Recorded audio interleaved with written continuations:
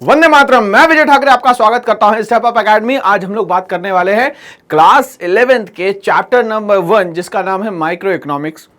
Micro economics का जो chapter है उसका नाम है यहाँ पे इंट्रोडक्शन। और आप लोगों को जैसे पता है कि हम लोग ऑलरेडी 9 टॉपिक जो है वो कंप्लीट कर चुके हैं और आज का बहुत ही जानदार और शानदार जो टॉपिक है जिसका नाम है पीपीसी, प्रोडक्शन पॉसिबिलिटी कर्व, या पीपीएफ, प्रोडक्शन पॉसिबिलिटी फ्रंटियर, या हम लोग इसको यहां पे कहते हैं ट्रांसफॉर्मेशन कर्व।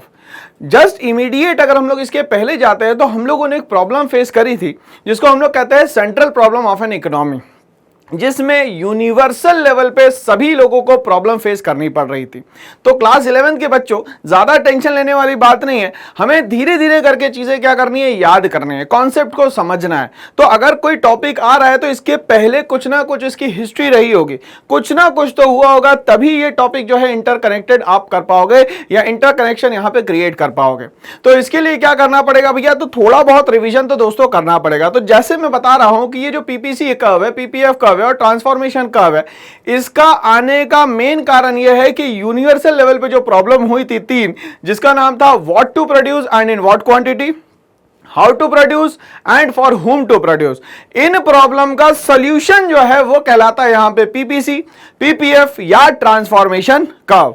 तो अब इसमें करना क्या है, हम लोगों को यह पता है कि हम लोगों के पास जो इनकम है वो लिमिटेड है, बट ऐसा नहीं है कि इनकम लिमिटेड है तो हम लोग काम करना छोड़ देंगे। इसी तरीके से इकोनॉमी में हम लोग देखें तो रिसोर्सेज जो है वो हमारे पास लिमिटेड है, बट ये रिसोर्सेज या इनकम को हम लोग वहीं पे मैक्सिमम यूटिलाइज कर सके, जितनी है उतने में से ही, इसी चीज को हम लोग कहते हैं यहां पे पीपीसी का। फॉर एग्जाम्पल, जैसे कोई बंदा है जिसके पास सिर्फ 100 रुपए थे, 100 रुपए में वो पहले सिर्फ एक चीज बनाता था, बट देखा गया कि उसने बोला कि ये जरूरी नहीं है कि सिर्फ एक चीज बनाई जाए, इससे हम लोग 2 चीज भी बना सकते हैं।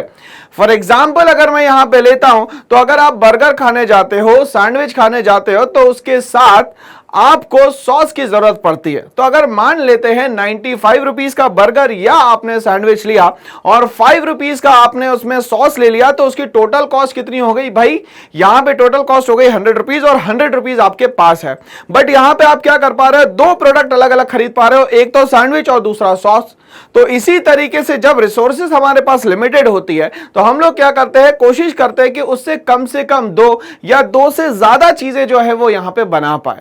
ये बहुत ज्यादा जरूरी है। इसी को हम लोग बोल सकते हैं मनी मैनेजमेंट। और मैनेजमेंट का मतलब ये होता है कि आप जब वर्स्ट कंडीशन आ रही है तब आप उसमें बेस्ट क्या कर सकते हैं।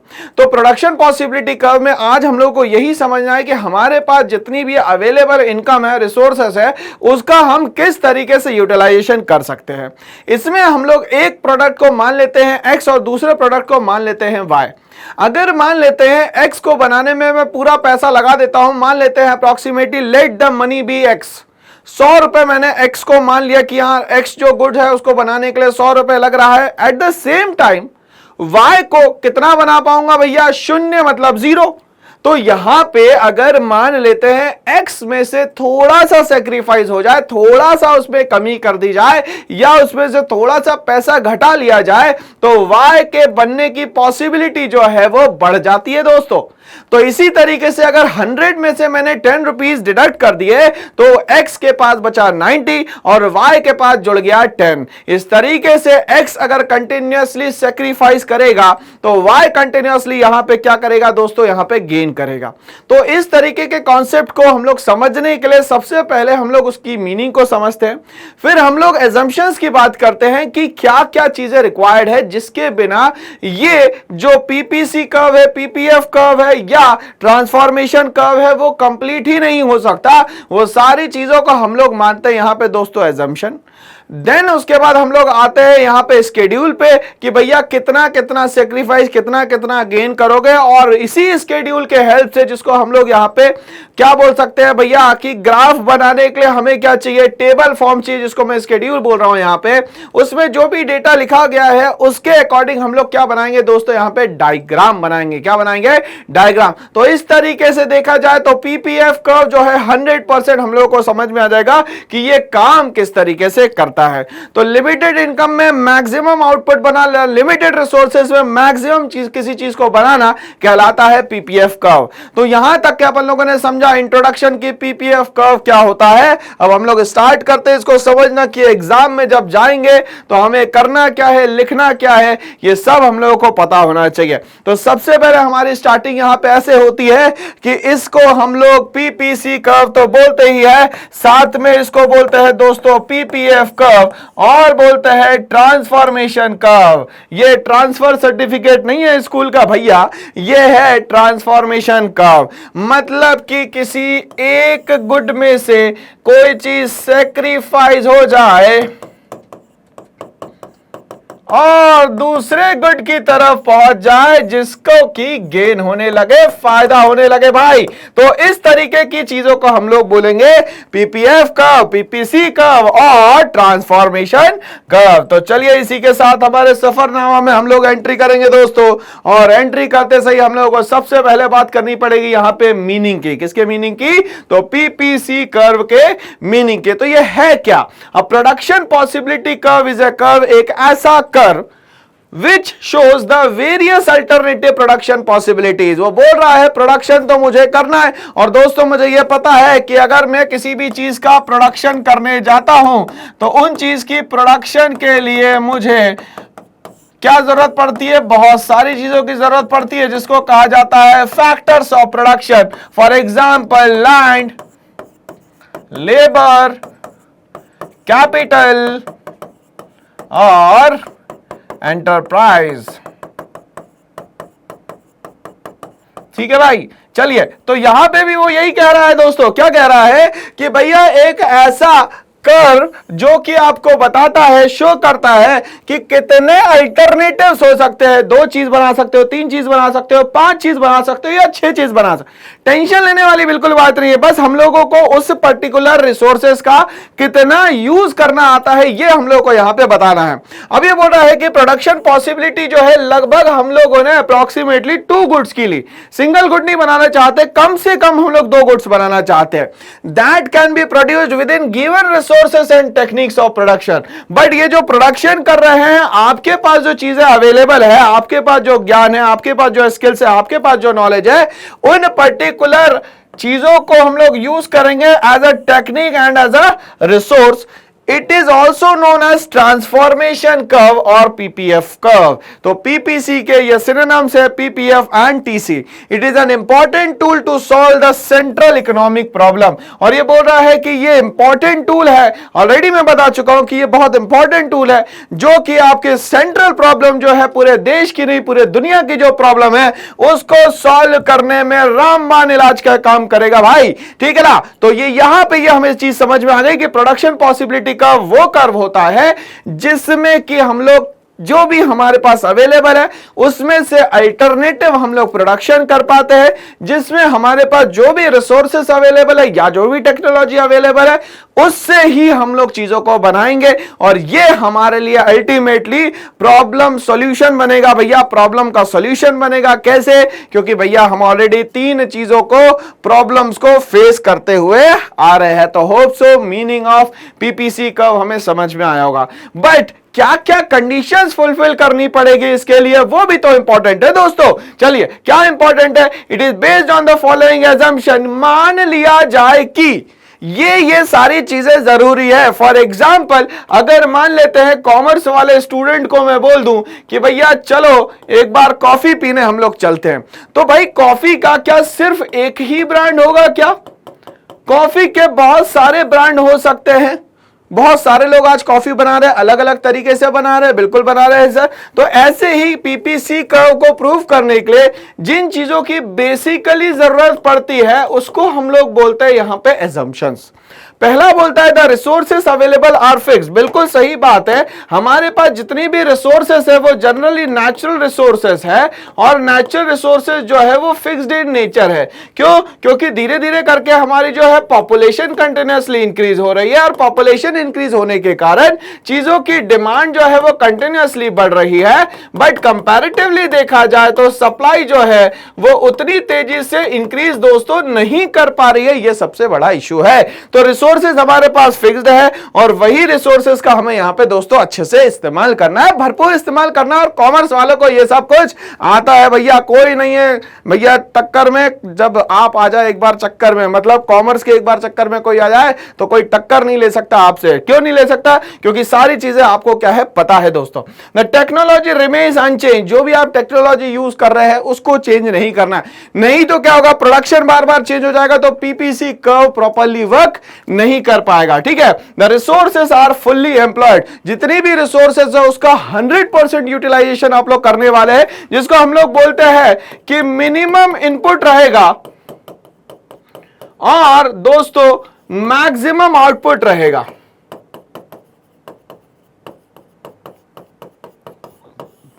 तो इसको हम लोग ऐसे समझ सकते हैं कि देखा होगा कि बहुत सारे लोग जब ओलंपिक्स में आते हैं तो हर साल 4 साल में देखोगे कोई ना कोई कंट्री आएगी और बहुत तेजी से लीड करके जाएगी। इसमें एग्जांपल ले लेते हैं माइकल फेल्प्स का। वो आया और पूरे के पूरे चांद सितारे सारे ले गया, मतलब कि जितने मेडल थे वो सारे के सारे ले गया। उसने तैयारी करी, 8-8 9-9 घंटे पानी में रहता था, करता था, स्विमिंग कर रहा है। अब भाई उसने इतनी हैवी प्रैक्टिस कर ली थी कि जैसे ही ओलंपिक्स आया तो वो 100% तैयार था।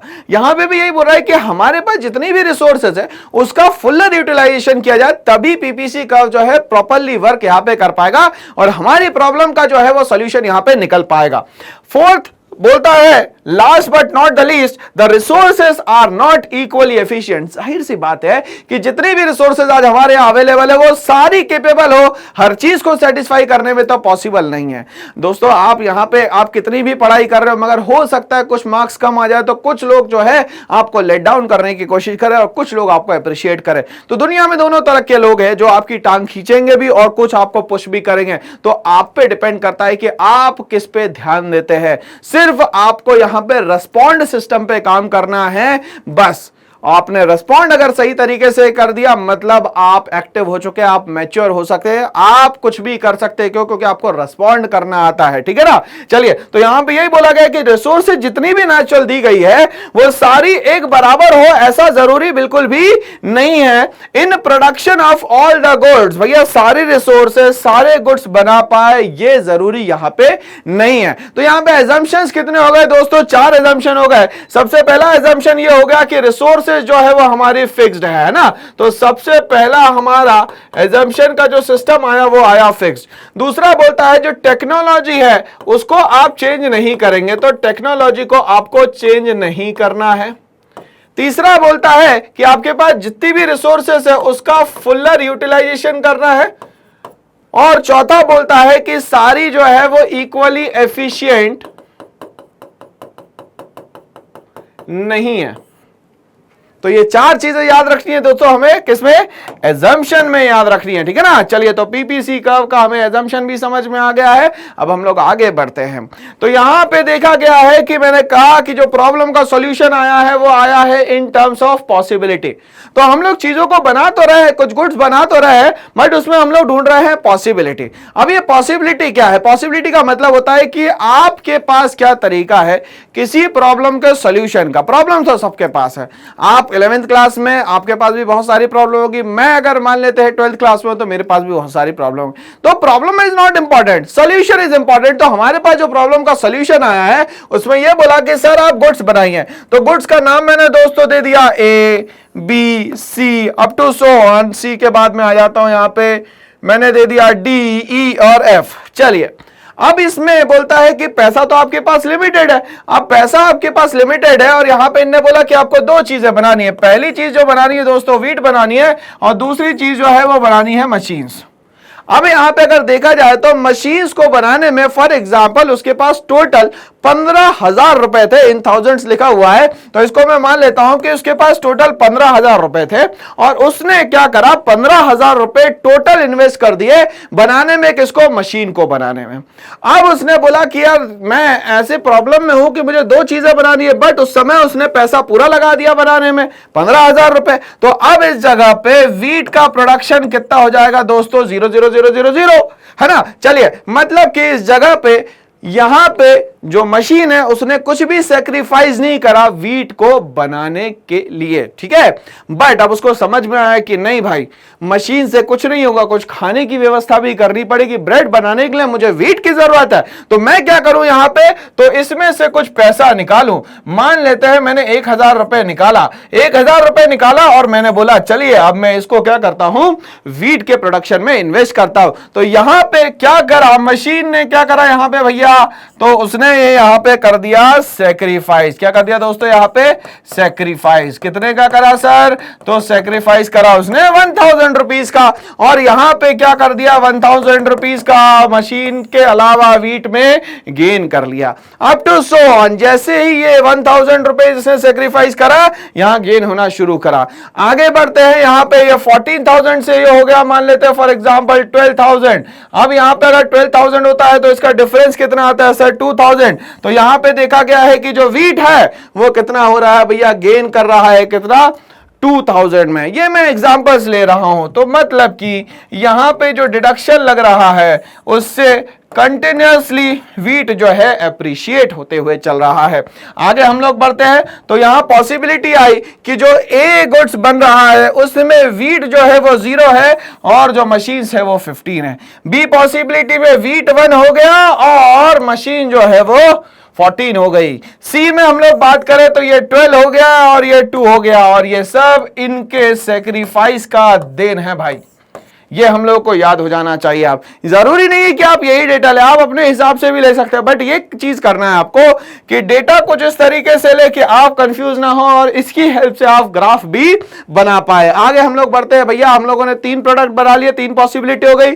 4th पॉसिबिलिटी पे हम लोग आते हैं, डी जो है फर्म बना रही है, इसमें वीट जो है वो 3 है और जो मशीन है वो 9 है।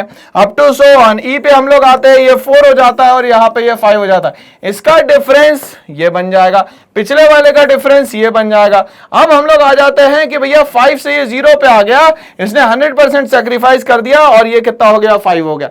मतलब कि अगर देखा जाए तो लास्ट कंडीशन जो कि एफ है, यहां पे वीट अपनी मैक्सिमम पोजीशन पे है और जो मशीन है वो अपनी मिनिमम पोजीशन पे है।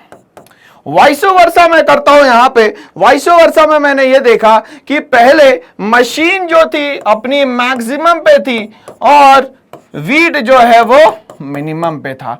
मतलब कि मशीन यहां पे कंटिन्यूअसली सेक्रीफाइस करती है और वीट यहां पे कंटिन्यूअसली क्या करता है भैया, गेन करता है। तो इस तरीके से हम लोगों ने ये पूरा स्केड्यूल बनाया जिसमें हम लोगों ने देखा कि machine will always sacrifice to make the wheat again and continuously gaining. आगे बढ़ते हैं भाई, इसकी मदद से हम लोग क्या कर सकते हैं सर, तो इसकी मदद से बना सकते हैं हम लोग एक ग्राफ में हम लोगों ने क्या करा, एक बात मेरी याद रखिएगा, ये जो नीचे रहती है लाइन उसको हम लोग बोलते हैं एक्स एक्सिस, ये जो ऊपर लाइन रहती है उसको बोलते हैं हम लोग वाई एक्सिस। तो ये जो हम लोगों ने कर्व बनाया कुछ इस तरीके से बनाया है यहां पे कि भैया सबसे पहले जो ए पॉसिबिलिटी थी उसमें 15 और 0 था।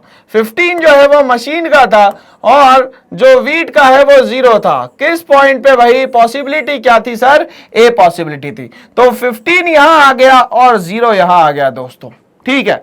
अब कंटिन्यूअसली अगर हम लोग आगे बढ़ते हैं तो बी जो आता है, बी में यहां पे सेक्रीफाइस हुआ जिसमें कि यहां पे ये जो 15 है यहां से कम हो जाता है और ये यहां पे देखिए 1 यूनिट बना लेता है, किसकी, वीट की बना लेता है, ठीक है। मतलब continuously gaining by wheat and continuously sacrifice by machines. ठीक है ना। चलिए, तो सी पॉसिबिलिटी पे हम लोग आते हैं। तो सी पॉसिबिलिटी में यहां पे ये हो जाता है 12 पे आ जाता है और ये यहां पे 2 पे आ जाता है। इसी तरीके से ये 12 से 9 पे आ जाता है, यहां पे 3 का गेन कर लेता है। फिर ये 9 से नीचे और आ जाता है, 5 पे आ जाता है, तो ये यहां पे 4 हो जाता है। यहां पे और नीचे आ जाता है 3 पे, तो ये यहां पे 5 पे पहुंच जाता है। मतलब कि अगर यहां पे देखा जाए फ्री हैंड से अगर मैं इसको बनाता हूं तो कुछ ये इस तरीके से है। अगर यहां पे ये बनाया जाए तो अगर पहली की बात करें तो पहला जो है यहां से शुरू होगा, यहां पे खत्म हो जाएगा। मान लेते हैं ये 15 है और ये 0 है। उसके बाद नेक्स्ट जो है यहां पे ये सेक्रीफाइस होगा, फिर नेक्स्ट सेक्रीफाइस होगा, नेक्स्ट सेक्रीफाइस होगा, नेक्स्ट सेक्रीफाइस होगा, लास्ट वाला जो है यहां पे मैच कर जाए। तो इस तरीके से देखो तो ये कुछ शेप बन रहा है। फ्री हैंड मैंने बनाया है आप। तो यहां पे कंटिन्यूअसली ये जो है सेक्रीफाइस पोजीशन पे है और ये कंटिन्यूअसली कौन सी पोजीशन पे है, गेन पोजीशन पे है। तो इस तरीके से हमें प्रोडक्शन पॉसिबिलिटी कर्व समझ में आ रहा है। बट यहां देखिए कंडीशंस चेंज हो रही है। कंडीशन कैसी चेंज हो रही है भाई, तो इन्हें कहा कि किसी भी चीज को अगर हम लोग under the PPC curve, transformation curve या प्रोडक्शन पॉसिबिलिटी कर्व को बनाते हैं तो एक इश्यू आता है कि हम लोगों ने चीजों का फुलर यूटिलाइजेशन नहीं किया। इस कंडीशन को हम लोग बोलते हैं यहां पे इनएफिशिएंट और अंडर यूटिलाइजेशन ऑफ रिसोर्सेज। था तो सब कुछ मगर यूज कर नहीं पाए। जैसे हम लोगों को घर वाले बहुत अच्छा खासा पैसा देते हैं पढ़ाने के लिए सब, मगर हमारा मन नहीं करता पढ़ाई करने का। तो मन नहीं करता तो अगर हम लोग उनके सेक्रीफाइस को देखेंगे तो हमारा मन करने लगेगा आप दोस्तों पढ़ने का। क्यों? क्योंकि वो बहुत मेहनत से पैसा कमाते हैं। पैसा खर्च करना बड़ा आसान है, पैसा कमाना बड़ा मुश्किल है। तो यहां पे यही बता रहा है कि आपके पास रिसोर्सेज सारी थी मगर आपने यहां पे यूटिलाइजेशन जो है इसका बहुत ही कम किया। अगर मान लेते हैं सारे पॉइंट पीपीसी कर्व पे बन जाते हैं तो इसको हम लोग बोलते हैं फुलर यूटिलाइजेशन ऑफ रिसोर्सेज। मतलब कि आपको जो भी चीजें दी गई थी उसका आपने 100% क्या करा है दोस्तों, यूटिलाइजेशन किया, जिसको हम लोग बोलते हैं ऑप्टिमम यूटिलाइजेशन ऑफ रिसोर्सेज और फुलर यूटिलाइजेशन ऑफ रिसोर्सेज, और मैं बोल सकता हूं एफिशिएंट यूटिलाइजेशन ऑफ रिसोर्सेज।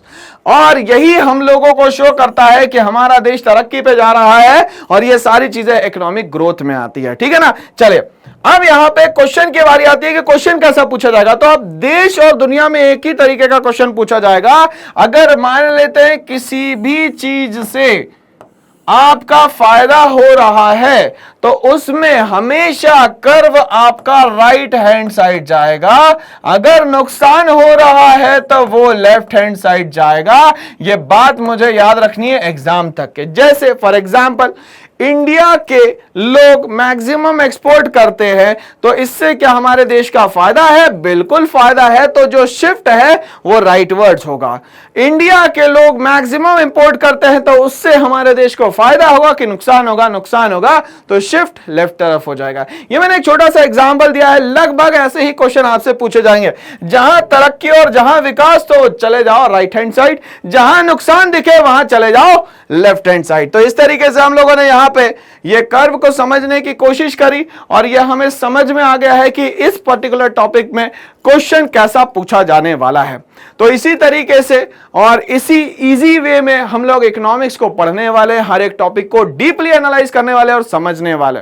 तो ऐसे ही और वीडियोस के लिए बने रहिए मेरे साथ। लाइक, शेयर, सब्सक्राइब करना ना भूले। Thanks for watching all.